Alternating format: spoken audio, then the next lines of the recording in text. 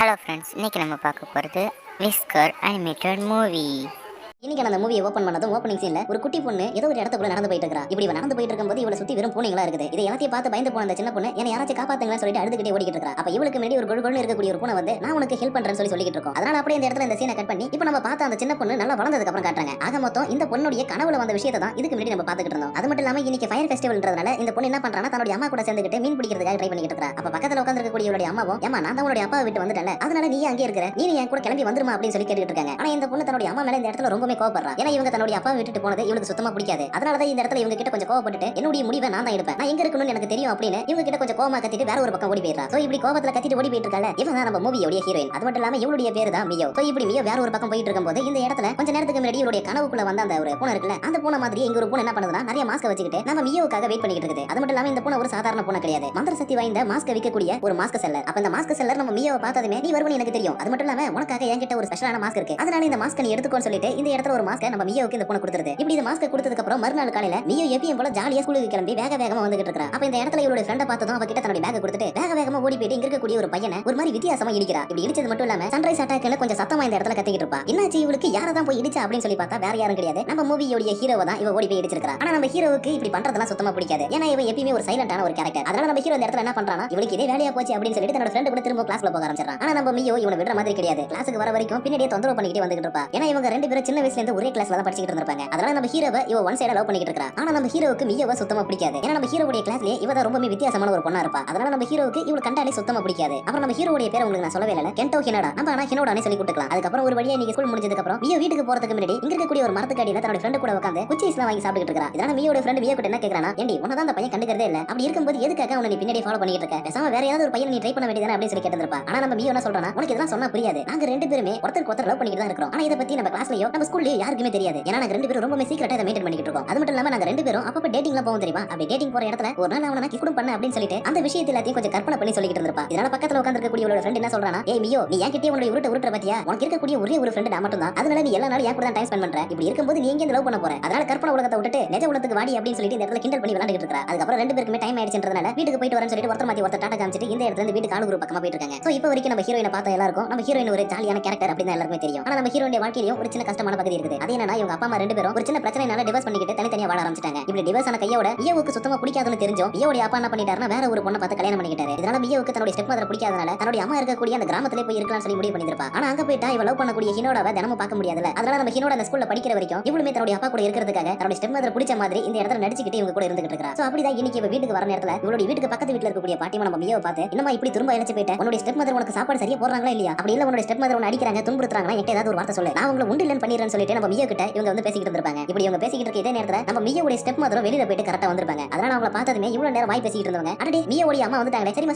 நான் உன்னை அப்புறம் பாக்குறேன்னு சொல்லிட்டு அப்படியே அந்த பெல்ட் அடிச்சு இந்த இடத்துல அவங்க வீட்டுக்குள்ள ஓடி போயிடுறாங்க. இதனால மியோவும் தன்னுடைய ஸ்டெப் மதருக்கு முன்னாடி ரொம்ப சந்தோஷமா இருக்கிற மாதிரி தன்னுடைய முகத்தை வச்சுக்கிட்டு வீட்டுக்குள்ள வந்துடுறா. இப்படி வீட்டுக்குள்ள வந்தா இந்த இடத்துல இவளுடைய ஸ்டெப் மதர் வளர்க்கக்கூடிய கினோக்கோன்ற ஒரு பூனை குட்டி இருக்குது. அந்த பூனை குட்டிக்கு நம்ம மியோவை பார்த்தாலே சுத்தமா பிடிக்காது போல. இதனால மியோவும் சரி ஓகே சாப்பாடு கொஞ்சம் சீக்கிரமா ரெடி பண்ணுங்க, எனக்கு ரொம்பவே பசிக்குதுன்னு சொல்லிட்டு இப்ப சாப்பிடுறதுக்கு கொஞ்சம் ஸ்நாக்ஸ் மட்டும் எடுத்துக்கிட்டு தன்னோட ரூமுக்கு போயிடுறா. அப்ப இதே நேரத்துல இன்னொரு பக்கம் நம்ம ஹினோட என்ன பண்ணிட்டு இருக்கான்னு சொல்லி பார்த்தா அவன் இப்பதான் வீட்டுக்கே வந்திருப்பான். சோ இப்படி இவன் வீட்டுக்கு வந்ததும் வராம இவனை பிடிச்சி இவனுடைய அம்மா இந்த இடத்துல செம திட்டுறாங்க. அதுவும் ஏன்னா இன்னைக்கு இவனுடைய ரூம் இவனுடைய அம்மா க்ளீன் பண்ணும்போது ஒரு சப்ஜெக்ட்ல ஃபெயில் ஆன மார்க் ஷீட் ஒன்னு இவங்களுக்கு கிடைச்சிருக்கும். அதனால தான் இந்த இடத்துல நம்ம ஹினோடாவை பிடிச்சி செம திட்டிட்டு இருக்காங்க. இதனால நம்ம ஹினோடாவும் சரி ஓகேமா நீங்க எதுவும் கவலைப்படாதீங்க, நான் நெக்ஸ்ட் எக்ஸாம்ல இருந்து நல்லபடியா படிச்சு நான் நல்ல மார்க் வாங்குவேன், அப்புறம் நீங்க எதிர்பார்க்குற மாதிரி ஒரு நல்ல வேலைக்கு போயிட்டு நம்ம குடும்பத்தை செட்டில் பண்றோமா அப்படின்னு சொல்லிட்டு என்ன பண்றான் தன்னோட ரூமுக்கு போய் பேக் வச்சுட்டு வெளியில வந்துறான். சோ இப்படி வெளியில வந்த ஹினோட என்ன பண்றான் இந்த இடத்துல ரொம்ப நேரமா ஒரு விஷயத்தை தேடிக்கிட்டே இருக்கான். இப்படி இவன் தேடிக்கிட்டு இருக்கும்போது திடீர்னு மேல இருந்து ஒரு வெள்ளை கலர் பூனை என்ன பண்ணுதுன்னா இவன் மேல வேகமா வந்து ஜம்ப் பண்ணி குதிக்குது. இப்படி இது குதிச்சதுல இவன் இருக்கக்கூடிய பள்ளத்துல உருண்டு போய் கீழே விழுந்திருப்பான். இப்படி கீழே விழுந்ததுக்கு அப்புறம் இவன் அடிபட்டிருக்கன்றத பாக்கிறத விட தன் கையில இருக்கக்கூடிய பூனை குட்டியை தூக்கி வச்சு யாரோ உனக்கு எதுவும் ஆகல அப்படின்னு சொல்லி சந்தோஷப்பட்டு இருக்கான். ஏன்னா ஹினோட தேடி வந்ததே இந்த பூனையை தான். அதனால இந்த பூனையை பார்த்ததும் இந்த இடத்துல இந்த பூனை கூட ரொம்பவே ஜாலியா விளையாடிட்டு இருக்கான். அது மட்டும் இல்லாம நம்ம ஹீரோ பத்தி சொல்லணும்னா நம்ம ஹீரோடைய அப்பா சில வருஷங்களுக்கு முன்னாடி ஆக்சிடென்ட்ல இறந்துட்டாரு. அதுல இருந்து இவங்க குடும்பத்தை பாத்துக்கிறது யாருன்னா இவருடைய தாத்தாவும் இவருடைய அம்மாவும் தான். ஆனா இவருடைய தாத்தா ஒரு மண்பாண்டம் செய்யக்கூடிய ஒரு தொழில் தான் செய்யறாருன்றதுனால அந்த அளவுக்கு இவங்க குடும்பத்துக்கு வருமானம் இருக்காது. சோ அதனால இந்த சின்ன வயசுலயே ஹினோட மேல எக்கச்சக்கமான குடும்ப பாரம் இருக்குது. இதனாலதான் இவருடைய அம்மா எப்பயுமே நல்லா படிடா நல்லா மார்க் எடுடான்னு சொல்லி திட்டிக்கிட்டே இருக்காங்க. இப்படி இருந்தா அவங்க எல்லாரும் திட்டிக்கிட்டு நல்லா படிக்க சொன்னாலும் இவனுக்கு பிடிச்ச வேலை என்னன்னா தன்னுடைய தாத்தா செய்யக்கூடிய இந்த மண்பாண்ட தொழில் தான். ஏன்னா இவருடைய அப்பா தான் இந்த தொழிலை ஆரம்பிச்சிருப்பாரு. அதனால இவருடைய அப்பா ஆரம்பிச்ச படிச்சு வச்ச தொழில்ன்றதுனால இவனுக்கு பெருசா படிச்சு பெரிய லெவல்ல போய் செட்டில் ஆகணும்னு எந்த ஒரு ஆசையும் கிடையாது. படிச்சு முடிச்சதுக்கு அப்புறம் இந்த தொழிலை நெக்ஸ்ட் லெவலுக்கு கொண்டு போகணும்ன்றதுதான் இவனுடைய கனவு. ஆனா இவனுக்கு இந்த இடத்துல ஒரு மண்பாண்டம் கூட ஒழுங்கா செய்ய தெரியாது. ஏன்னா இவன் மண்பாண்டம் செய்யும் போது ஒண்ணு அதை செஞ்சு முடிச்சதுக்கு அப்புறம் உடைச்சிடுவா, அப்படி இல்லனா அந்த வேலையை செய்யறதுக்கு முன்னாடியே சொதப்பன்னு சொதப்பிடுவா. அதனாலதான் எப்பயுமே ஸ்கூல் முடிச்சு வந்ததுக்கு அப்புறம் இவனால முடிஞ்ச ஹெல்ப் பண்ணிட்டு இருப்பான். அப்படிதான் இன்னைக்கு இவன் ஹெல்ப் பண்ணி முடிச்சதுக்கு அப்புறம் இங்க இருக்கக்கூடிய ஒரு சின்ன கிச்சன்ல தன்னுடைய பூனைக்கு தேவையான சாப்பாடு எல்லாத்தையுமே செஞ்சு கொடுக்குறான். இப்படி இவன் செஞ்சு கொடுத்ததும் இந்த டாரோன்ற அந்த பூனையும் இவன் செஞ்சு வச்ச சாப்பாடு எல்லாத்தையும் சாப்பிட்டு இந்த இடத்துல இருந்து வேக வேகமா ஓடி போயிடுது. இப்படி ஓடி போற பூனை எங்க தான் போயிட்டு இருக்குன்னு சொல்லி பார்த்தா இந்த பூனை ஒரு கூரைக்கு மேல போயிட்டு அந்த இடத்துல நின்ன மாதிரி ஒரு ஜம்ப் அடிச்சிருக்கும். இப்படி ஜம்ப் அடிச்சது இந்த இடத்துல அந்த பூனை என்ன ஆகுதுன்னா ஒரு பொண்ணா மாறுது. அந்த பொண்ணு வேற யாரும் கிடையாது, மியோ தான். இவன் எப்படிடா பூனையா மாறினான்னு சொல்லி கேக்குறீங்களா? அந்த மாஸ்க் செல்லர் கொடுத்த மாஸ்க் தான் மேஜிக் மாஸ்க் இல்ல. அதனால அந்த மாஸ்க் யூஸ் பண்ணி ஹினோடாவை ஒரு பூனை வடிவத்துல போய் பார்த்துட்டு வந்துட்டு இருக்கா. அப்ப இதே நேரத்துல ஹினோடாவுடைய அக்கா இருக்கால, அவன் என்ன பண்றானா டாரோவுக்கு சாப்பாடு வைக்கிறதுக்காக டாரோன்னு சொல்லி வந்து இந்த இடத்துல பூனை கூட்டிட்டு இருப்பா. இதனால இல்லாத பூனையை எதுக்கு கூப்பிட்டு இருக்க? அந்த பூனை போயிடுச்சுன்னு சொல்லி நம்ம ஹினோடா சொன்னதும் வர அந்த பூனை ரொம்ப தான் பண்ணிக்கிட்டு இருக்குது. நம்ம வீட்ல இருக்கக்கூடிய யார்கிட்டயும் வர மாட்டேங்குது, ஆனா உன்கிட்ட மட்டும் ரொம்பவே ஜாலியா பழகுது. ஒரு நாள் வரட்டும் அந்த பூனையோட காலை உடைச்சி பூனை சூப் வச்சிருன்னு சொல்லி சொல்லிட்டு இருக்கா. இப்படி சொல்லிட்டு இருக்கும்போது தான் ஹினோடா அந்த பூனையை எப்ப பார்த்தான்றத எல்லாத்தையுமே நினைச்சு பார்க்கறான். சில மாசங்களுக்கு முன்னாடி ஒரு ஃபெஸ்டிவல் அன்னைக்கு செம்மையா மழை பெஞ்சிருக்கும். அன்னைக்கு பார்த்து நம்ம ஹினோடாவுக்கு ஸ்கூல் வச்சதுனால ஸ்கூல்லாம் முடிஞ்சதுக்கு அப்புறம் அந்த மழையிலே நனைஞ்சு வீட்டுக்கு வந்துட்டு இருந்திருப்பான். அப்படி வீட்டுக்கு வர வழியில தான் ஒரு இடத்துல ஒரு பூனை குட்டி கத்துற சத்தம் கேட்டது இருக்கும். அப்ப அந்த சத்தம் எங்க இருந்து வருதுன்றத பாக்கிறதுக்காக போகும்போது தான் நம்ம ஹினோடா மாஸ்க் செல்லர்ட்ட இருந்து மாஸ்க் வாங்கி முதல் முறையா பூனையா மாறின நம்ம மியோவை இந்த இடத்துல பார்த்திருப்பான். ஆனா நம்ம ஹினோடாவோட கண்ணுக்கு மியோ ஒரு பூனை குட்டியா தெரிஞ்சதுனால பாவம் இந்த பூனை இந்த இடத்துல வந்து மாட்டிக்கிச்சேன்ட்டு தன்னுடைய வீட்டுக்கு கூட்டிட்டு போயிட்டு டாரோன்ற ஒரு பேர்ல வளர்த்துக்கிட்டு இருந்திருப்பான். இப்படி என்னதான் ஹினோடா டாரோன்ற ஒரு பேர்ல இவ்வளவு வளர்த்தாலும் 7 மணி ஆயிடுச்சுனா வீட்டுல தேடுவாங்கன்றதுக்காக எப்பயுமே ஹினோடா கவனிக்காத நேரமா பார்த்து அந்த இடத்துல இருந்து கிளம்பி தன்னுடைய வீட்டுக்கு வந்துருவா. அப்படிதான் இன்னைக்கு நம்ம மியோ வீட்டுக்கு கிளம்பி வந்துட்டு இருக்கும்போது இவளுக்கு மாஸ்க் கொடுத்த அந்த மாஸ்க் செல்லர் பூனை திடீர்னு இந்த இடத்துல வந்து இவளை கொஞ்சம் பயமுறுத்தி விடுது. அது மட்டும் இல்லாம எதுக்காக இப்ப இந்த மாஸ்க் செல்லர் பூனை வந்திருக்குன்னா நம்ம மியோ கிட்ட இருக்கக்கூடிய மனுஷ உருவத்தோடைய மாஸ்க் வாங்குறதுக்காக வந்திருக்கு. ஆக்சுவலா அந்த பூனை எப்பயுமே மாஸ்க் ஒருத்தவங்களுக்கு கொடுக்குதுன்னா அவங்களுடைய மனுஷ உருவத்தை வாங்கிக்கும். ஆனா நம்ம மியோ கிட்ட ரொம்ப நாளா இது வாங்காதனால இப்ப வந்து மாஸ்க் வாங்குறதுக்காக வந்திருக்கோம். ஆனா மியோ இந்த இடத்துல என்ன சொல்லிடுறானா, அதெல்லாம் உனக்கு தர முடியாது. அன்னைக்கு ஏதோ நீ எனக்கு மாஸ்க் கொடுத்த, அதுக்கு என்னுடைய மாஸ்க் நான் உனக்கு தரணுமா? அதெல்லாம் தர முடியாதுன்னு சொல்லிடுறா. இப்படி சொல்றத கேட்டுட்டு இருந்த அந்த மாஸ்க் செல்லரும் ஓஹோ அப்படியா சரி ஓகே கண்டிப்பா உன்னுடைய வாழ்க்கையில பிரச்சனைகள் வரப்போகுது, அந்த பிரச்சனைகள் எல்லாத்தையும் ஃபேஸ் பண்ண முடியாம நீ இந்த பூனையாவே இருந்துடலாம் அப்படின்னு சொல்லி ஒரு நாள் ஆசைப்படுவேன். அன்னைக்கு உன்னுடைய மாஸ்க் நான் வந்து கரெக்ட் பண்ணிக்கிறேன்னு சொல்லிட்டு இந்த மாஸ்க் செல்லர் இந்த இடத்துல இருந்து மறைஞ்சு போயிடுது. இதனால இன்னைக்கு மியோ திரும்ப வீட்டுக்கு வந்ததுக்கு அப்புறம் என்ன பண்ணிட்டு இருக்கானா, அந்த மாஸ்க் செல்லர் சொல்லிட்டு போன விஷயத்தை பத்தி யோசிச்சுட்டு இருக்கா. இப்படி யோசிச்சுட்டு இருக்க நேரத்திலே சாப்பாடு ரெடியா இருக்கும். அதனால கீழே போயிட்டு சாப்பிட போனா அந்த இடத்துல தன்னுடைய அப்பா தன்னுடைய ஸ்டெப் மதர் கூட உட்கார்ந்துட்டு ரொம்ப சந்தோஷமா சாப்பிட்டு இருந்திருப்பாரு. இந்த விஷயத்தை எல்லாத்தையும் பார்த்ததும் இவளுக்கு ரொம்பவே கோவம் வந்திருக்கும். அதனால என்ன பண்றானா அறக்க பறக்க எங்க இருக்கக்கூடிய சாப்பாடை சாப்பிட்டு தன்னுடைய ரூமுக்கு போறதுக்காக வேகமா சாப்பிட்டு இருப்பா. இப்படி அறக்க பறக்க சாப்பிடறத பார்த்துட்டு இருந்த இவளுடைய அப்பாவும் பாத்தியா நம்ம பொண்ணு எப்படி சாப்பிடுறானே, இவ சின்ன வயசுல இப்படிதான் அடிக்கடி சாப்பிடும்போது குறும்புத்தனம் பண்ணிக்கிட்டே இருப்பானே தன்னுடைய புது பொண்டாட்டி கிட்ட பேசிட்டு இருக்காரு. இதனால மியோவுக்கும் இவருடைய சின்ன வயசுல தன்னுடைய அப்பா அம்மா ஒண்ணா இருந்த விஷயம் எல்லாமே ஞாபகம் வந்திருக்கும். இப்படி இந்த விஷயம் ஞாபகம் வந்ததுனால இவ்வளவு நேரம் வேகமா சாப்பிட்டு இருந்தவ இப்ப இவருடைய அப்பா வேற ஒரு பொண்ணை கல்யாணம் பண்ணிக்கிட்டாரு அப்படின்ற விஷயத்தை நினைச்சு கொஞ்சம் சோகத்தோட பொறுமையா சாப்பிட்டு இருக்கா. அதுக்கப்புறம் ஒரு வழியா சாப்பிட்டு இவருடைய ரூமுக்கு வந்ததும் இவன் என்ன பண்ணிட்டு இருக்கானா, இந்த கஷ்டம் எல்லாமே எனக்கு கொஞ்ச நாளைக்கு மட்டும் தான், கூடிய சீக்கிரத்துல என்னுடைய மனசுல இருக்கக்கூடிய விஷயத்தை எல்லாத்தையும் ஹினோடா கிட்ட சொல்லி அவனை கல்யாணம் பண்ணிக்க போறேன், அதுக்கப்புறம் என்னுடைய வாழ்க்கை ரொம்பவே அழகா இருக்கும் அப்படின்னு இவருடைய வாழ்க்கையில எப்பயும் நடக்க போற விஷயத்தை இப்ப நினைச்சு பார்த்துட்டு போய் தூங்க ஆரம்பிச்சிடறா. இதனால மறுநாள் மியோ ஸ்கூலுக்கு போனதுக்கு அப்புறம் லஞ்ச் பிரேக்ல நம்ம மியோவை பத்தியும் ஹினோடாவை பத்தியும் இவருடைய கிளாஸ்ல இருக்கக்கூடிய ஒரு 2 பசங்க என்ன பண்றாங்கன்னா தப்பா பேசிட்டு இருக்காங்க. இதுலயும் முக்கியமா ஹினோடாவை பத்தி ஓவரா தப்பா பேசிட்டு இருப்பாங்க. அதனால இவன் என்ன பண்றானா, எவ்வளவு தைரியம் இருந்தா ஹினோடாவை பத்தி தப்பா பேசிட்டு இருப்பீங்க, உங்களை நான் சும்மா விட மாட்டேன் அப்படின்ட்டு இவ இருக்கக்கூடிய உயரத்துல இருந்து கீழே குதிச்சு இவங்க கிட்ட சண்டைக்கு வந்திருப்பா. சோ இப்படி சண்டைக்கு வந்துகிட்டு இருக்க இதே நேரத்துல ஹினோடாவும் இந்த இடத்துக்கு வந்து ஏய் மியோ உனக்கு எதுவும் ஆகல அப்படின்னு சொல்லி ஃபர்ஸ்ட் டைம் நம்ம மியோ கிட்ட பேசிட்டு இருப்பான். இதனால மியோவுக்கு ஹினோடாவை தவிர இங்க இருக்கக்கூடிய மத்த பசங்க எல்லாரும் சோளக்காட்டு பொம்மை மாதிரி தெரிஞ்சிருப்பாங்க. ஏன்னா அந்த அளவுக்கு இவ கண்மூடித்தனமா ஹினோடாவை லவ் பண்ணிட்டு இருக்கா. ஆனா இந்த விஷயம் எல்லாமே நம்ம ஹினோடாவுக்கு தெரியாதுல. அதனால இந்த இடத்துல ஹினோடா என்ன சொல்றானா, இங்க பாரு நீ மேல இருந்து குதிச்சதுல உன்னுடைய சாப்பாடு எல்லாமே கீழே விழுந்து வீணாயிடுச்சு, அதனால நீ கவலைப்படாத, நான் எக்ஸ்ட்ரா சாப்பாடு கொண்டு வந்திருக்கேன், அதை இன்னைக்கு நம்ம 2 பேரும் ஷேர் பண்ணி சாப்பிடலாம்னு மியோவை சாப்பிடுறதுக்காக கூட்டிட்டு போய் உட்கார வச்சு தன்னுடைய சாப்பாட்டுல பாதியை எடுத்து கொடுத்துட்டு இருக்கா. இதனால மியோவும் மேல இருந்து குதிக்கும் போது ஏற்பட்ட காயங்கள் கூட எனக்கு வலிக்கல. ஏன்னா இன்னைக்கு ஹினோடா என்கிட்ட பேசியிருக்கா, அப்புறம் அவனோட சாப்பாடு கொடுத்திருக்கானே ரொம்பவே சந்தோஷமா அவன் கொடுத்த சாப்பாடு எல்லாத்தையும் வாங்கி சாப்பிட்டுட்டு இங்க இருக்கக்கூடிய ஒரு வேலையில ஏறி நின்னு இந்த உலகத்துல இருக்கக்கூடிய எல்லாருமே காது கொடுத்து கேளுங்க, இன்னைக்கு தான் நான் ரொம்பவே சந்தோஷமா இருக்கிறேன்னு ரொம்பவே சத்தமா கத்திக்கிட்டு இருக்கா. சோ இப்படி கத்திக்கிட்டு இருக்கிறத பார்க்கக்கூடிய நம்ம ஹினோடாவுக்கும் இங்க பாரு ஒழுங்கு மரியாதை கீழே இறங்கு, ஆல்ரெடி நீ மேல இருந்து கீழே விழுந்து உனக்கு காயம் ஏற்பட்டிருக்குது, தேவையில்லாம திரும்ப மேல இருந்து கீழே விழுந்துறாத, கீழே வா சொல்லி கூப்பிட்டுட்டே இருக்கா. இதனால மியோவும் நீ சொல்லிட்டல உடனே இறங்கிறன்னு சொல்லிட்டு இந்த இடத்துல இருந்து இறங்கி வந்துடுறா. இதே நேரத்துல இன்னொரு பக்கம் மியோவுடைய ஸ்டெப் மதர் இருப்பாங்களே, அவங்களுக்கு யாரோ ஒருத்தவங்க நீ மியோவுக்கு ஒரு ஸ்டெப் மதரா இருக்கிறதுக்கு தகுதியே கிடையாது அப்படி இப்படின்னு திட்டி இவங்களுக்கு ஒரு மெசேஜ் அனுப்பியிருக்காங்க. இதனால இவங்க இந்த இடத்துல கொஞ்சம் என்னடா நம்மள இப்படி திட்டி அனுப்பியிருக்காங்கன்னு சொல்லிட்டு கொஞ்சம் ஃபீல் பண்ணிட்டு இருக்காங்க. சோ இப்படி அவங்க ஃபீல் பண்ணிட்டு இருக்கக்கூடிய இதே நேரத்துல மியோவும் ஸ்கூல்ல முடிச்சிட்டு கரெக்டா வீட்டுக்கு வந்திருப்பா. அப்ப மியோ கால்ல காயம் இருக்கிறத பார்த்ததும் என்னமாச்சு உனக்கு ஏதாவது பிரச்சனைன்னு சொல்லி கேட்கும்போது அது ஒரு சின்ன கிராச் தான், அதை பத்தி நீங்க கண்டுக்காதீங்க அப்படின்னு சொல்லிட்டு தன்னுடைய ரூமுக்கு கிளம்பி போயிட்டு இருக்கா. அப்ப இவருடைய ஸ்டெப் மதரும் சரிமா ஓகே நான் இன்னொரு 1 மணி நேரத்துல சாப்பாடு ரெடி பண்ணிடுறேன், கரெக்டா சாப்பிடுறதுக்கு வந்துடு அப்படின்னு சொல்லிட்டு இருக்காங்க. ஆனா மியோ இவங்க சொல்றத கொஞ்சம் கூட காதுல வாங்காம என்ன பண்றானா, இன்னைக்கு ஸ்கூல்ல ஹினோடா இவ கிட்ட வந்து பேசினது சாப்பாடு கொடுத்தது எல்லாத்தையும் நினைச்சு பார்த்துட்டு தன்னுடைய ரூம்ல போய் படுத்துக்கிட்டு ரொம்பவே சந்தோஷப்பட்டு இருக்கா. இப்படி இவ சந்தோஷப்பட்டது மட்டும் இல்லாம இப்ப நம்ம உடனே போயிட்டு அவனை பார்க்கணுமே, அதனால கிளம்புவோம் அப்படின்னு திரும்ப புனியா மாதிரி இந்த இடத்துல இருந்து நம்ம ஹினோடா வீட்டுக்கே வந்திருக்கா. அப்ப இந்த இடத்துல நம்ம ஹினோடா தன்னுடைய அம்மா கிட்ட போயிட்டு கொஞ்சம் வாக்குவாதம் பண்ணிட்டு இருக்கா. அது ஏன்னா இவங்க ஒருத்தவங்க கிட்ட கொஞ்சம் அதிகமான வட்டிக்கு கடன் வாங்கி இருப்பாங்க. அந்த கடனை இப்ப அடைச்சாவணுன்றதுனால இவங்களுக்கு வேற வழி இல்லாம என்ன பண்ணிடுறாங்க, நம்ம ஹினோடாவுடைய தாத்தா மண்பாண்டம் செய்யற அந்த ஒரு சின்ன இடம் வச்சிருப்பாருல, அந்த இடத்தையும் அங்க இருக்கக்கூடிய மிஷினரியும் மொத்தமா வித்து கடன் வாங்கினவங்க கிட்ட கடன் அடைக்கிறதுக்காக அந்த இடத்தை விக்கிறதுக்கான வேலை எல்லாத்தையுமே பாத்துட்டு இருக்காங்க. அதனாலதான் அந்த இடத்துல ஹினோடா அந்த இடத்தை விற்க போறதை தெரிஞ்சுக்கிட்டு தன்னுடைய அம்மா கிட்ட இந்த இடத்துல அந்த இடத்தை விற்காதீங்கன்னு சொல்லி கொஞ்சம் வாக்குவாதம் பண்ணிட்டு இருப்பா. அப்ப இந்த இடத்துல இருக்கக்கூடிய தாத்தா என்ன சொல்றாருன்னா, என்கிட்ட வேற ஒரு ஐடியா இருக்கு, நம்ம மண்பாண்டத்தை கையால கூட செய்யலாம், அவங்களுக்கு மிஷினரி தேவையே கிடையாது, அதனால மிஷினரிஸ் மட்டும் வித்து இப்போதைக்கு கொஞ்சம் கடன் அடைப்போம், மத்த கடனை வேணும்னா நம்ம ஏதாச்சும் மண்பாண்டம் செஞ்சு வித்து அது மூலமா அடைச்சிக்கலாம்னு சொல்லிட்டு இருந்திருப்பாரு. இதனால ஹினோடாவும் எப்படியே ஒரு வழியா இதை விக்காம தடுத்து வச்சிரா அப்படின்ற மாதிரி கொஞ்சம் பேரு நிம்மதியோட தன்னுடைய பெட்ல வந்து கொஞ்சம் ரெஸ்ட் எடுத்துட்டு இருந்திருப்பான். இப்படி என்னதான் ரெஸ்ட் எடுத்துட்டு இருந்தாலும் இவனுக்கு அந்த தொழிலை எப்படியாச்சும் கத்துக்கிட்டு நம்ம நெக்ஸ்ட் லெவலுக்கு கொண்டு போகணும்னு சொல்லி ஒரு ஆர்வம் வந்துருது. அதனால இன்னைக்கு நைட் முழுக்க உட்காந்து அந்த மண்பாண்டத்தை செஞ்சு பார்த்துக்கிட்டே இருக்கான். சோ இப்படி ஹார்ட் ஒர்க் பண்ணி எல்லாத்தையுமே செஞ்சு பார்த்துட்டு இருக்க விஷயத்தை எல்லாத்தையுமே எல்லாத்தையுமே இந்த இடத்துல பூனியா இருக்கக்கூடிய மியாவும் வந்து பாத்துருப்பா. இதனால ஹினோடா இன்னைக்கு எல்லாத்தையுமே செஞ்சு பார்த்ததுக்கு அப்புறம் மியாவை தன்னுடைய மடியில தூக்கி வச்சுக்கிட்டு என்னுடைய வீட்டுல நடக்கக்கூடிய விஷயங்கள் அப்புறம் என்னோட ஃபேமிலியில இருக்கக்கூடிய விஷயங்கள் எல்லாத்தையுமே சொல்லி கொஞ்சம் ஃபீல் பண்ணிட்டு இருந்திருப்பான். சோ இப்படி ஃபீல் பண்றது எல்லாத்தையுமே பூனியா இருந்து பாத்துக்கிட்டு இருக்கக்கூடிய மியாவும் நீ எதுக்கும் கவலைப்படாத ஹிமோடா, நான் உன் கூடவே தான் இருப்பேன். உன்னுடைய ஃபேமிலியா இருந்தாலும் சரி இந்த உலகத்துல இருக்கக்கூடிய யாரா இருந்தாலும் சரி உன்னை விட்டு போனாலும் அப்ப கூட நான் உன் கூட தான் இருப்பேன். ஏன்னா நீ எனக்கு ரொம்ப பிடிக்கும். அதனால நீ எதுக்கும் கவலைப்படாத, நான் உனக்கு உறுதுணையா இருப்பேன் அப்படின்னு சொல்லிட்டு பூனியா இருக்கக்கூடிய மியோ இவனை கட்டி பிடிச்சிட்டு உட்கார்ந்துருப்பா. அதுக்கப்புறம் எப்பயும் போல டைம் ஆயிடுச்சுன்றதுனால மியோ என்ன பண்றானா திரும்ப தன்னுடைய வீட்டுக்கு போயிட்டு இருக்கா. இப்படி வீட்டுக்கு போயிட்டு இருக்கக்கூடிய வழியில ஆல்ரெடி ஒரு நாள் அந்த மாஸ்க் செல்லர் பூனை வந்து பயமுடுத்திருக்கும்ல, அதே மாதிரி இன்னைக்கு வந்து பயமுடுத்திட்டு உன்னுடைய மாஸ்க் எப்ப தர போற அப்படி இப்படின்னு சொல்லி கேட்டுட்டே இருக்குது. ஆனா மியோ என்ன சொல்றானா அதெல்லாம் தர முடியாது, உன்னால முடிஞ்சதை நீ பாத்துக்கோ அப்படின்னு சொல்லிட்டு இந்த இடத்துல இருந்து வீட்டுக்கு கிளம்பி போயிடுறா. சோ இப்படி வீட்டுக்கு வந்ததுக்கு அப்புறம் மியோ என்ன பண்றானா இன்னைக்கு நைட் முழுக்க உட்கார்ந்து ஹினோடாக்காக தன்னுடைய மனசுல இருந்து லவ் லெட்டர் மாதிரி இருக்கக்கூடிய ஒரு மோட்டிவேஷன் லெட்டர் எழுதிட்டு இருக்கா. அதுவும் ஏன்னா இன்னைக்கு ஹினோடா கொஞ்சம் ஃபீல் பண்ணி பேசிட்டு இருந்திருப்பால, அதனால தான் இந்த மாதிரி ஒரு லெட்டர் எழுதிட்டு இருக்கா. சோ அப்படியே இந்த இடத்துல இந்த சீனை கட் பண்ணி மறுநாள் காலையில மியோ ஸ்கூலுக்கு வந்ததுக்கு அப்புறம் காட்டுறாங்க. இப்ப மியோ என்ன பண்றானா நைட் முழுக்க எழுதின அந்த லெட்டர் எடுத்துட்டு போயிட்டு ஹினோடா கிட்ட கொடுக்கிறதுக்காக வந்திருப்பா. ஆனா அதுக்கு முன்னாடி இங்க இருக்கக்கூடிய ரெண்டு பசங்க என்ன பண்ணிடுறாங்க, இவ கையில இருக்கக்கூடிய லெட்டர் புடிங்கி என்னப்பா லவ் லெட்டரா அப்படின்னு எழுதி வச்சிருக்க அப்படின்ட்டு இதை படிக்க ஆரம்பிச்சிடறாங்க. இப்படி இவங்க படிக்க ஆரம்பிக்கிற நேரத்துல மியோடைய ஃப்ரெண்டு கூட டேய் படிக்காதடா அவ கிட்ட கொடுத்துறா, தேவையில்லாம அவ விஷயத்துல உள்ள வராத அப்படி இப்படின்னு சொல்லி கத்திட்டே இருந்திருப்பா. ஆனா இந்த பசங்க இந்த லெட்டர்ல இருக்கிறத படிச்சிருக்க மாட்டாங்க. அதுக்கு பதிலா லவ் லெட்டர்ல எப்படி இருக்குமோ அதே மாதிரியே இவங்க மாடுலேஷன் பண்ணி கொஞ்சம் படிச்சிருப்பாங்க. சோ இதனால இந்த இடத்துல ஹினோடா என்ன பண்றானா இவங்க கிட்ட இருக்கக்கூடிய அந்த லெட்டர் புடிங்கி இவன் கையாலே கசக்கி தூக்கி போட்டுட்டு உனக்கு என்ன மனசுல நான் ஒரு நாள் உனக்கு சாப்பாடு கொடுத்ததும் நான் உன்னை லவ் பண்றேன்னு நினைச்சிட்டியா, உன்ன மாதிரி ஒரு பொண்ணை நான் எப்படி லவ் பண்ணுவேன்னு நினைச்சேன். இந்த கிளாஸ்ல இருக்கிறதுலே ரொம்பவே வியடான பொண்ணு யாருன்னா அது நீதான். உன்ன மாதிரி இருக்கக்கூடிய பொண்ணை என் வாழ்க்கையில ஒரு தடவை கூட ஏற எடுத்து பார்க்க மாட்டேன். ஏதோ போனா போதுன்னு ஒரு நாள் உனக்கு சாப்பாடு கொடுத்தது தப்பா போயிடுச்சு அப்படின்னு சொல்லிட்டு இந்த இடத்துல கொஞ்சம் கோவமா பேசியிருப்பான். ஆனா இந்த இடத்துல நம்ம மியோ என்ன சொல்றானா நீ தப்பா புரிஞ்சுக்கிட்ட, உன்னை நான் மோட்டிவேஷன் பண்றதுக்காக தான் நல்ல விதமா ஒரு லெட்டர் எழுதிட்டு வந்தேன். ஆனா அதுல இருக்கிறத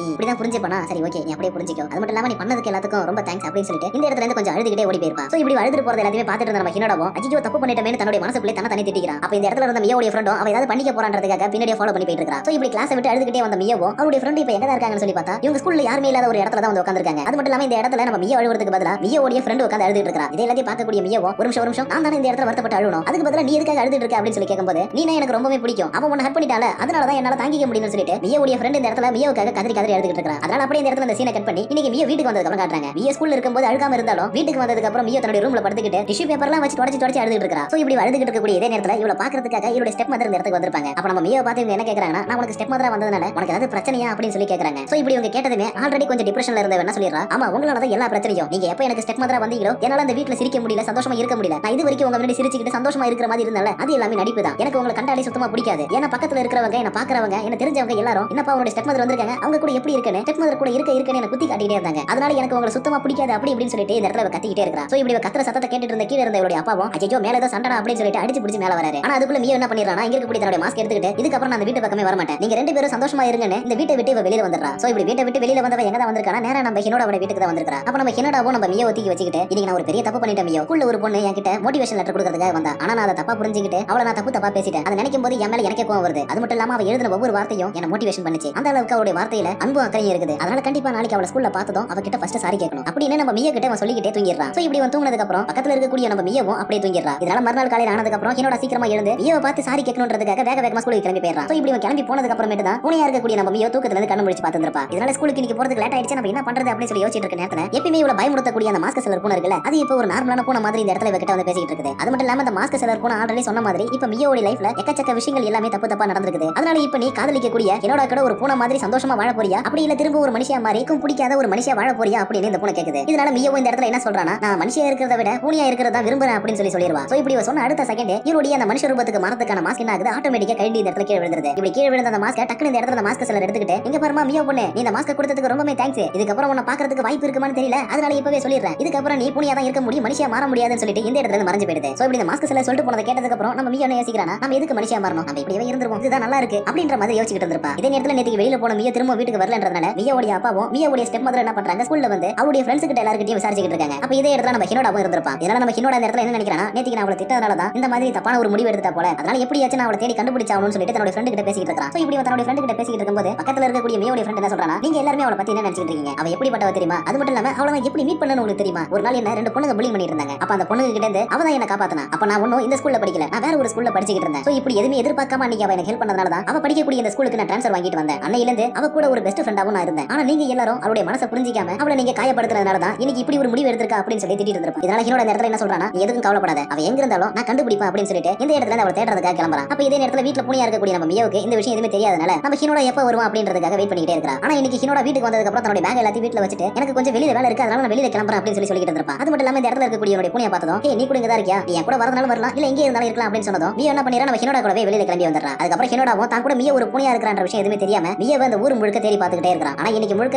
தேடியும் மியோவை கண்டுபிடிக்க முடியாதனால ஒரு இடத்துல வந்து உட்காந்துக்கிட்டு இதுக்கப்புறம் அவளை கண்டுபிடிக்க முடியாதா என்னோட மனசுல இருக்கிறது எல்லாத்தையுமே அவகிட்ட சொல்லணும்னு நினைச்சேன். ஆனா இப்ப நடக்கிறது எல்லாத்தையும் பார்க்கும்போது அவகிட்ட என்னால எல்லாத்தையுமே சொல்ல முடியாம போயிடுமோ எனக்கு பயமா இருக்குது. நான் என்ன பண்றதுனே தெரியலன்னு சொல்லி தன்னுடைய பூனை கிட்ட உட்காந்து புலம்பிட்டு இருந்திருப்பா. அப்ப பூனையா இருக்கக்கூடிய நம்ம மியோவோ ஐயோ இந்த நேரம் பார்த்து நான் பூனையா இருந்துட்டேனே, நான் இங்க தான் இருக்கிறேன், நீ சொல்றது எல்லாத்தையுமே நான் கேட்டுக்கிட்டே தான் இருக்கிறேன். பூனையா இருக்கக்கூடிய மியோ இந்த இடத்துல கத்தி கத்தி பாக்குறா. ஆனா இப்ப பூனையா இருந்ததுனால நம்ம ஹினோடாவுக்கு வெறும் மியோ மியோன்னு சத்தம் மட்டும் தான் கேட்டிருக்கும். இதுல வேற மாஸ்க் செல்லர் இவளுடைய மாஸ்க் எடுத்துட்டு போனதுனால இவளால திரும்பவும் தன்னுடைய உருவத்துக்கு மாற முடியாம அப்படியே ஒரு 3 நாட்கள் போயிடுது. இப்படி இந்த 3 நாட்கள் முடிஞ்சதுக்கு அப்புறம் ஒரு நாள் ஸ்கூல் ஆரம்பிக்கும் போது இங்க இருக்கக்கூடிய யாருமே எதிர்பார்க்காத மாதிரி மியோ ஸ்கூலுக்கு வந்திருப்பா. இதனால எல்லாருமே இங்க என்னடா நடக்குது அப்படின்னு சொல்லி பாத்துக்கிட்டு இருக்கும்போது இந்த இடத்துல மியோ என்ன பண்றா, நம்ம ஹீரோவை பார்த்ததுக்கு அப்புறம் எப்பயுமே வந்து இடிப்பால அது மாதிரி இடிக்காம நார்மலா நடந்து போயிட்டே இருக்கா. இதனால நம்ம ஹினோடாவுக்கும் ஹினோடாவோட ஃப்ரெண்ட்ஸுக்கும் இவ உண்மையாவே நம்ம மியோ தானா இல்ல வேற யாராதான்னு சொல்லி கொஞ்சம் சந்தேகமா இருக்குது. சோ இப்படி இவங்க சந்தேகப்பட்டு பாத்துக்கிட்டு இருக்கும்போது பூனையா இருக்கக்கூடிய நம்ம மியோவும் ஸ்கூலுக்கு வெளியில இருந்து பாத்துக்கிட்டு இருந்திருப்பா. சோ இப்போ என்ன நடக்குதுன்னு யாருக்குமே புரியல. கொஞ்சம் வெயிட் பண்ணுங்க, இதுக்கான கிளாரிபிகேஷன் போக போக கொடுத்துறேன். சோ இப்படி தன்னுடைய உருவத்துல வந்திருக்கிறது யாருன்றதை கண்டுபிடிக்கிறதுக்காக மியோ என்ன பண்றா, இன்னைக்கு முழுக்க தன்னுடைய உருவத்தையே ஃபாலோ பண்ணிட்டு போயிட்டு இருக்கா. இப்படி ஃபாலோ பண்ணிட்டு போனா அந்த மியோவுடைய உருவம் என்ன பண்ணுதுன்னா மியோ தன்னுடைய அப்பா கிட்டயும் ஸ்டெப் மதர் கிட்ட நடிக்கிறதை விட ஓவராவே நடிச்சிட்டு இருக்குது. இதுல வேற வீட்டுக்குள்ள போகிறதுக்கு முன்னாடி வெளியில நிக்கக்கூடிய நம்ம மியோவை பார்த்து நான் மியோ உனக்கு டஃப் கொடுக்குறேனா அப்படின்ற மாதிரி சொல்லிட்டு போகுது. சோ இப்படி சொன்னதுமே தான் நம்ம மியோக்கு ஒரு விஷயம் ஞாபகம் வருது. அது என்னன்னா இவளுடைய ஸ்டெப் மதர் ஒரு பூனை வளர்ப்பாங்கல, அந்த பூனை அடிக்கடி ஒரு மாதிரி வித்தியாசமா இவளை பார்த்து பண்ணிக்கிட்டே இருக்கும். அதே மாதிரி தான் இந்த இடத்துல அந்த உருவம் பண்ணதை பார்த்ததும் இது அது இல்ல அப்படின்ற மாதிரி நம்ம மியோக்கு தூக்கி வாரி போடுது. இதனால மறுநாள் நடந்த ஸ்கூலுக்கு போயிட்டு ஸ்கூல்ல முடிச்சிட்டு திரும்ப வீட்டுக்கு வரும்போது இந்த பூனை நம்ம மியோ வெறுப்பேத்துறதுக்காக என்ன பண்ணுதுன்னா ஹீரோட கிட்ட கொஞ்சம் வரசன மாதிரியே பேசிக்கிட்டு இருக்கும். இது எல்லாத்தையும் பார்க்கக்கூடிய நம்ம மியோக்கு தூக்கி வாரி போட்டுது. அதனால இவ தனியா வீட்டுக்கு வர வழியில வந்ததும் உனக்கு என்னதான் வேணும், எதுக்காக என்னுடைய உடம்புக்கு நீ மாறி இருக்கிற, ப்ளீஸ் தயவு செஞ்சு என்னோட மாஸ்க மட்டும் கொடுத்துரு, நான் திரும்ப என்னோட நார்மல் ஃபார்முக்கே மாறிடுறேன் அப்படி இப்படின்னு சொல்லிட்டு நம்ம மியோ கேட்டுட்டு இருப்பா. ஆனா இந்த கினோகோ பூனை என்ன சொல்லுதுன்னா இல்ல அதெல்லாம் முடியாது, நான் இன்னும் கொஞ்சம் நாள் இந்த மனுஷ உடம்புல வாழணும்னு நினைக்கிறேன். அதுவும் ஏன்னா நான் உன்ன மாதிரி ஒரு பூனையா இருக்கும்போது உன்னுடைய ஸ்டெப் மதர் என்ன ரொம்பவே கேரிங்கா பாத்துக்கிட்டு இருந்தா. ஆனா என்னைக்கு அவ கல்யாணம் பண்ணி உன்னுடைய வீட்டுக்கு வந்தாலோ அன்னையில இருந்து என்ன கவனிக்கிறத விட்டுட்டு உன்னையே விழுந்து விழுந்து கவனிச்சுக்கிறா. ஆனா இப்படி நான் மனுஷ உருவத்துக்கு மாறினதுக்கு அப்புறமே தான் ஒரு விஷயத்தை கண்டுபிடிச்சேன், அவளுக்கு எந்த அளவுக்கு உன்னை பிடிக்குமோ அதே அளவுக்கு என்னையும் பிடிக்கும். ஏன்னா நான் 3 நாள் உன்னுடைய உருவத்துல இருந்ததுனால அவ என்ன அந்த வீட்டுக்குள்ள அடிக்கடி தேடிக்கிட்டே இருந்தா. சோ அதனால நான் கொஞ்ச நாள் மட்டும் யூஸ் பண்ணிட்டு இந்த மாஸ்க திரும்பவும் அந்த மாஸ்க் செல்லர்ட்டே கொடுத்துருவேன். ஆனா இப்போ உன்னால திரும்பவும் மனுஷியா மட்டும் மாறவே முடியாது. ஏன்னா நீ மனுஷியா மாறதுக்கான டைம் எல்லாமே முடிஞ்சு போயிடுச்சு. சப்போஸ் நீ திரும்பவும் மனுஷியா மாறணும்னு நினைச்சினா நீ மாஸ்க் செல்லரை பார்த்தா மட்டும் தான் திரும்பவும் உன்னால மனுஷியா மாற முடியும். அது மட்டும் இல்லாம மாஸ்க் செல்லர் இருக்கக்கூடிய இடத்துக்கு போனா இந்த இடத்துல ஒரு ரெட் லைன் தெரியுதுல, அந்த ரெட் லைனை ஃபாலோ பண்ணிப்போ. இந்த ரெட் லைன் சாதாரண மனுஷங்க கண்ணுக்கு தெரியாது, இந்த ரெட் லைன் பூனைகளுடைய கண்ணுக்கு மட்டும் தான் தெரியும். அது பூனைகளுக்காக இருக்கக்கூடிய ஒரு மந்திர உலகத்துக்கு போறதுக்கான ஒரு வழி. சோ அந்த வழியில போனினா கண்டிப்பா நீ மாஸ்க் செல்லரை பார்க்க முடியும்னு சொல்லி இந்த பூனை சொல்லிட்டு இருக்கும். இதனால மியோ ஒரு நிமிஷம் கூட யோசிக்காம டக்குனு என்ன பண்ணிடுறா, அந்த ரெட் லைனை ஃபாலோ பண்ணிக்கிட்டு அந்த மாஸ்க் செல்லர் இருக்கிற இடத்துக்கு போயிட்டு இருக்கா. அப்படி போனா ஒரு இடத்துக்கு மேல இந்த வழி போக மாட்டேங்குது. இதனால மியோ என்ன பண்றானா கடவுளை எப்படியாச்சும் அந்த மாஸ்க் செல்லரை பார்த்து திரும்ப மனுஷியா மாறணும்னு சொல்லிட்டு வேண்டிக்கிட்டே இருக்கா. சோ இப்படி வேண்டிக்கிட்டு இருக்கும்போது எப்பயும் போல அந்த மாஸ்க் செல்லர் பூனையும் இந்த இடத்துல வந்து கொஞ்சம் பயமுடுத்துது. இப்படி என்னதான் பயம் முடிச்சிருந்தாலும் மியோ என்ன கேக்குறானா தயவு செஞ்சு என்னோட மாஸ்க் கொடுத்துரு, நான் இதுக்கப்புறம் உனக்கு தேடி வர மாட்டேன், அதனால என்னோட மாஸ்க் கொடுத்துரு அப்படின்னு சொல்லிட்டு இந்த இடத்துல கொஞ்சம் கோவமா கேட்டுட்டு இருந்திருப்பா. ஆனா அந்த மாஸ்க் செல்லர் பூனை என்ன சொல்லுதுன்னா என்னால உனக்கு திரும்பி தர முடியாது, உனக்கு வேணும்னா என்ன ஃபாலோ பண்ணி வந்து என்கிட்ட எடுத்துக்கோன்னு சொல்லிட்டு காத்துக்கு மேல அப்படி நடந்து போயிட்டு இருக்குது. இதனால மியோவுக்கு என்ன பண்றது தெரியாம முடிச்சிட்டு இருக்கா. அப்பதான் அந்த பூனை சொன்ன ஒரு விஷயம் ஞாபகம் வருது. அதாவது பூனைகளுக்காக உருவாக்கப்பட்ட மாய உலகம்னு சொல்லியிருக்கோம்ல, அதனால இந்த இடத்துல அப்ப கண்டிப்பா ஒரு மாய உலகம் இருக்குது அப்படின்னு தன்னுடைய பூனை கண்களால தெளிவா பார்க்க ஆரம்பிச்சதும் இந்த இடத்துல ஒரு மாய உலகம் தெரியுது. இதனால மியோவோ என்ன ஆனாலும் பரவாயில்ல எப்படியாச்சும் நான் மாஸ்க் செல்லரை கண்டுபிடிச்சு என்னுடைய மாஸ்க் நான் திரும்ப வாங்க தான் போறேன்னு இந்த மாய உலகத்துக்குள்ள போய்கிட்டே இருக்கா. சோ இப்படி போறது எல்லாத்தையுமே மியோவுடைய உடம்புல இருக்கக்கூடிய அந்த பூனையும் ஒளிஞ்சிருந்து வேடிக்கை பார்த்துட்டு இருக்குது. இதனால மியோவுடைய உடம்புல இருக்கக்கூடிய அந்த பூனை என்ன பண்ணுதா, நேரா போயிட்டு நம்ம ஹீனோட மீட் பண்ணி நான் ஒண்ணு விரும்பக்கூடிய மியோ கிடையாது, நான் ஒரு சாதாரண பூனை தான் அப்படின்னு சொல்லிட்டு இருக்குது. ஆனா நம்ம ஹீனோட என்ன காமெடி பண்ணிட்டு இருக்கீங்க அப்படின்னு சொன்னதும் இந்த பூனை என்ன பண்ணுதுன்னா டக்குனு தன்னுடைய மாஸ்க் கைட்டி தன்னுடைய பூனை உருவத்தை காட்டுது. இதனால நம்ம ஹீனோட வாழ இந்த விஷயத்தை சுத்தமா நம்ப முடியல. இப்படி இவன் நம்பாம இருக்கிறான்றத பார்த்ததுக்கு அப்புறம் மியோ எதுக்காக மாஸ்க் செல்லர் மாஸ்க் வாங்கினா, அப்புறம் அதை வச்சு என்ன பண்ணா, அப்புறம் இப்ப அந்த மாஸ்க் செல்லர் கிட்ட அவ எப்படி மாட்டிட்டு இருக்கான்ற விஷயத்தை எல்லாத்தையும் தெல்ல தெளிவா இவனுக்கு எக்ஸ்பிளைன் பண்ணுது. இதனால ஹீனோடாவும் நம்ம மியோவுடைய சிச்சுவேஷனை புரிஞ்சுக்கிட்டு மியோவுக்கு ஹெல்ப் பண்றதுக்காக இந்த இடத்துல இருந்து கிளம்பி பூனைகளுடைய அந்த மாயாஜால உலகத்துக்குள்ள வந்துட்டு இருக்கான். இதே நேரத்துல மியோ என்ன பண்ணிட்டு இருக்கா அப்படின்னு சொல்லி பார்த்தா பூனைகளுடைய உலகத்துல இருக்கக்கூடிய எல்லா பூனைகளையும் பார்த்துட்டு கொஞ்சம் வித்தியாசமா பார்த்துட்டு போயிட்டு இருக்கா. அது மட்டும் இல்லாம இங்க இருக்கக்கூடிய ஒவ்வொரு பூனைகிட்டையும் போயிட்டு இந்த மாஸ்க் செல்லர் பூனை ஒன்னு இருக்குல்ல, அதை பத்தி உங்களுக்கு ஏதாவது தெரியுமா அப்படின்னு சொல்லி கேட்டுக்கிட்டே போயிட்டு இருக்கா. ஆனா இங்க இருக்கக்கூடிய முக்காவாசி பேர் அப்படி ஒருத்தர் எங்களுக்கு தெரியாதுன்னு சொல்லிடுறாங்க. அப்ப இங்க ஒரு கடைக்கு முன்னாடி இருந்த ஒரு கருப்பு பூனை என்ன சொல்றதுனா நீ மாஸ்க் செல்லரை தேடிட்டு இருக்க, அப்ப நான் இங்க இருக்கவங்க கிட்ட கொஞ்சம் பேசணும்னு நினைக்கிறேன், சோ உள்ள வந்து பேச அப்படின்னு சொல்லிட்டு நம்ம மியோ இங்க இருக்கக்கூடிய கடைக்குள்ள அந்த கருப்பு பூனை இட்டுட்டு போகுது. அப்ப அந்த கடைக்குள்ள இருக்கக்கூடிய எல்லா பூனைகளும் இந்த மாஸ்க் செல்லர் கிட்ட மாஸ்க் கொடுத்து ஏமாந்த பூனைங்க தான். இதனால இவங்க எல்லாரும் நீனுமே அந்த மாஸ்க் செல்லர்ட்ட ஏமாத்திட்டியான்னு சொல்லி கேட்கும்போது ஆமா என்னி அந்த மாஸ்க் செல்லர் ஏமாத்திட்டான் அப்படின்னு இங்க இருக்கக்கூடிய பூனைங்க கிட்ட பேசிக்கிட்டு இருக்கா. சோ இப்படி இவங்க எல்லாரும் மாஸ்க் செல்லர் ஏமாத்தனத பத்தி பேசிக்கிட்டு இருக்கும்போது இன்னொரு பக்கம் நம்ம மியோவுக்கு ஹெல்ப் பண்றதுக்காக இந்த இடத்துக்குள்ள வந்துட்டு இருக்கக்கூடிய நம்ம ஹீரோவும் நம்ம மியோவுடைய உடம்புல இருக்கக்கூடிய அந்த பூனை என்ன பண்ணிட்டு இருக்காங்கன்னு சொல்லி பார்த்தா மாஸ்க் செல்லருடைய இடத்துக்கே வந்திருக்காங்க. அதுவும் என பூனைகளால மட்டும் தான் இந்த இடத்தை பார்க்க முடியும், மனுஷங்களால இந்த இடத்தை பார்க்க முடியாதுல. அதனால இந்த பூனையோட மாஸ்க் இந்த இடத்துல தான் இருக்குன்றதுனால அந்த மாஸ்கை எடுத்து நம்ம ஹீரோவுக்கு கொடுத்து இந்த பூனைகளுடைய உலகத்தை பார்க்க வைக்கிறா. சோ இப்படி இந்த மாஸ்க போட்டதும் இந்த பூனைகள் உலகத்துல இருக்கக்கூடிய பூனைங்க மாதிரி மாறாம இவருடைய கைகள் மட்டும் தான் பூனைங்க மாதிரி மாறி இருக்கும். சோ இப்படி இவங்க மாஸ்க் செல்லருடைய இடத்துக்குள்ளே அந்த மாஸ்கை எடுத்ததுனால இந்த விஷயம் எல்லாமே மாஸ்க் செல்லருக்கு தெரிஞ்சிடும். அதனால அந்த மாஸ்க் செல்லர் பூனை என்ன பண்றதுனா இவங்க இருக்கக்கூடிய இடத்தை லாக் பண்ணி வச்சிருது. இப்படி லாக் பண்ணி வச்சது மட்டும் இல்லாம நம்ம மியோ இந்த பூனைகளுடைய உலகத்துல தான் இருக்கா. அவளை எப்பயும் போல பயமுடுத்திக்கிட்டே இந்த இடத்துக்கு வந்து இந்த தைரியம் இருந்தா நீ வரது மட்டும் இல்லாம அந்த பையனையும் என்னுடைய இடத்துக்குள்ள வர வச்சு மாஸ்க் திருட வச்சிருப்பேன், உன நான் சும்மா விட மாட்டேன் அப்படின்னு சொல்லிட்டு மாஸ்க் செல்லர் கத்திட்டு இருந்திருக்கும். சோ இப்படி கத்துறத பார்த்ததும் தான் நம்ம மியோவுக்கு இந்த இடத்துக்குள்ள ஹினிட வந்திருக்கா அப்படின்ற விஷயம் எல்லாமே தெரியுது. அதனால இங்க இருக்கக்கூடிய பூனைங்க எல்லாம் நம்ம மியோவுக்கு ஹெல்ப் பண்றதுக்காக என்ன பண்ணதுன்னா மாஸ்க் செல்லரை பார்த்ததுமே இந்த இடத்துல புடிச்சு போட்டு அடி நடிக்குது. ஆனா நம்ம மியோவுக்கு இந்த இடத்துல மாஸ்க் செல்லருடைய இடத்துக்கு போறதுக்கு வழி தெரியாதனால இந்த இடத்துல இருக்கக்கூடிய ஒரு பூனையோட ஹெல்ப் மூலமா இந்த மாஸ்க் செல்லருடைய இடத்துக்கு வந்து ஹெனிடோவையும் தன்னுடைய உடம்புல இருக்கக்கூடிய அந்த பூனையுமே காப்பாத்திருப்பா. அது மட்டும் இல்லாம இந்த இடத்துல ஹெனிடோடைய கை மட்டும் பூனையா மாறி இருக்கிறத பார்த்ததும் என்னாச்சு உனக்கு ஏன் இந்த மாதிரி மாறி இருக்கு அப்படின்னு சொல்லிட்டு நம்ம மியோ கேட்டிருப்பா. அதுவாப்பா நான் மாஸ்க் போட்டு உங்கள மாதிரி மாறலாம் ட்ரை பண்ணேன், ஆனா என்னுடைய கை மட்டும் தான் பூனையா மாறி இருக்கு, இருந்தாலும் இது கூட நல்லா இருக்குப்பா அப்படின்னு சொல்லி சொல்லிட்டு இருக்கான். அதுக்கப்புறம் மியோவுடைய உடம்புல இருக்கக்கூடிய பூனை தன்னுடைய மாஸ்க் கைட்டி நீ திரும்ப மனுஷியா மாறிடு, இதுதான் சரியான டைம் மாறு அப்படின்னு சொல்லிட்டு அந்த மாஸ்க் கொடுத்துருக்கோம். பட் இந்த இடத்துல மியோ தன்னுடைய மாஸ்க் போடுறதுக்குள்ள மாஸ்க் செலர் பூனை இந்த இடத்த உடைச்சிட்டு வந்து மியோ இந்த இடத்துல மாஸ்க் போட விடாம தூக்கிட்டு போயிடுது. இதனால நம்ம மியோட வீட்ல இருந்த அந்த பூனை என்ன சொல்லுதுன்னா அவனை நம்ம தடுத்து நிறுத்தி ஆகணும். ஆனா இப்ப மட்டும் நம்ம தடுத்து நிறுத்தலனா மியோ இதுக்கு அப்புறம் நம்மளால காப்பாற்ற முடியாம போயிடும். சோ அதனால அவனுடைய பின்னாடியே போயிட்டு எப்படியாச்சும் மியோ காப்பாத்துங்க அப்படின்னு சொல்லிட்டு இருந்திருக்கும். இதனால ஹெனிடவும் என்னோட உயிரை கொடுத்தாச்சும் அவளை காப்பாத்துவான்னு சொல்லிட்டு இந்த மாஸ்க் செலரை ஃபாலோ பண்ணி வந்துட்டு இருக்கான். அப்படி ஃபாலோ பண்ணி வந்துட்டு இருக்கும்போது என்ன ஆகுதுன்னா தெரியாதனமா ஒரு இடத்துல சறுக்கி விட்டு ஹெனிடோ இந்த இடத்துல கீழே விழுந்திருப்பான். இந்த விஷயத்துல எல்லாத்தையுமே மாஸ்க் செலருடைய கையில இருந்து பாத்துட்டு இருந்த மியோ